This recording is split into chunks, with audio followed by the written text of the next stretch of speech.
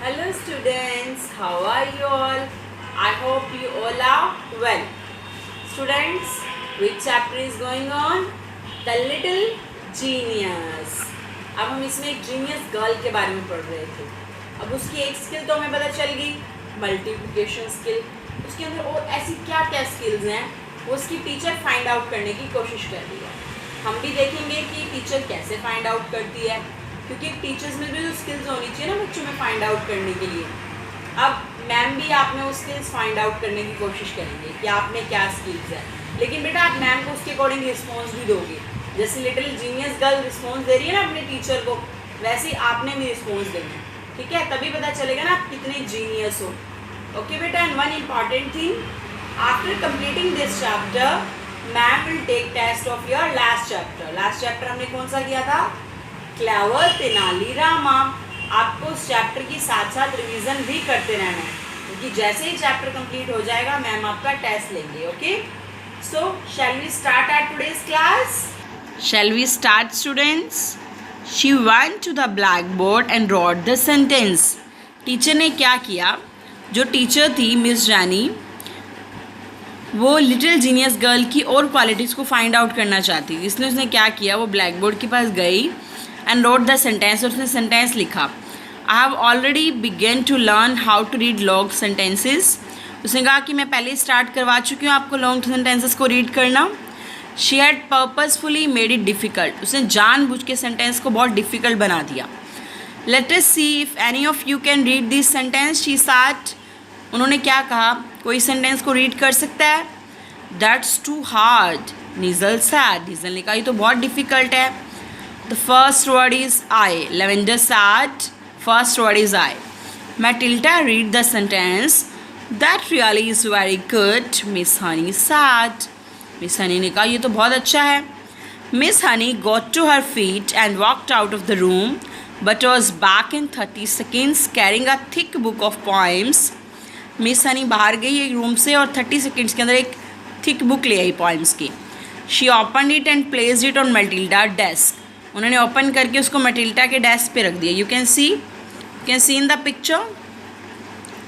C if you can read that poem allowed, she said. उन्होंने कहा क्या तुम इस पोइम को बहुत तेज़ आवाज़ में बोल सकती हो? Matilda read the poem at a nice speed. Nice speed से मैटिल्डा ने पोइम को रीड किया. Miss Honey now knew that this was a special girl. Miss Honey को पता चल गया था कि ये गर्ल एक स्पेशल गर्ल है. स्पेशल गर्ल ही है. 5.5 year स्टूडेंट के लिए एक पोइम को इतने अच्छे से रीड करना, it's not a easy task बेटा. It is a famous poem, she said. उन्होंने कहा कि एक फेमस पोइम है. Poems may took easy but it is very difficult to write a good poem. Poem देखने में तो ईजी लगती है लेकिन इनको लिखना आसान नहीं है. I know, Matilda said. Matilda ने कहा I know ma'am, I have tried writing poems but mine are not very good. मैंने भी पोइम्स लिखने के लिए ट्राई करा है बट मैं इतनी अच्छी नहीं हूँ. सो सरप्राइज ना, 5.5 year बच्चे के लिए पोइम लिखना. Have you, miss Honey said. Miss Honey ने कहा क्या तुम? मोर स्टार्टलेड दैन एवर. बहुत ज़्यादा शॉक्ड हो गई, पहले से भी ज़्यादा शॉक्ड हो गई miss. Well Matilda, I would like to hear one of your poems. मैं तुम्हारी एक पोइम सुनना चाहती हूँ इतनी पोइम्स में से. Well Matilda said, I have been trying to make up one about you. मैंने एक आप पे भी बनाने की कोशिश की है miss Honey. While we have been sitting here, जब हम यहाँ बैठे हैं. About me, miss Honey cried. Miss Honey चिल्लाई मेरे बारे में.